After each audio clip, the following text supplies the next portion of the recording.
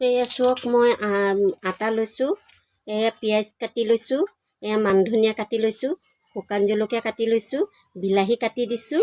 এতিয়া মই এয়া নিমখো দি লৈছোঁ। এই চাওক কটাৰ সময়ত আপোনালোকক নেদেখুৱালোঁ, মই এনেকৈ দেখুৱাই দিছোঁ। এতিয়া ডিম এটা হ'লে ভাল আছিলে, ডিম নাই। এতিয়া পানী দিছোঁ, গুলি আছোঁ। এতিয়া মই টাৱা বহুৱাই দিছোঁ, টাৱাটো গৰম হৈ গৈছে, তাতে অকণ তেল দি দিম। এতিয়া মই সেয়া দিছোঁ, দি পেলাই মই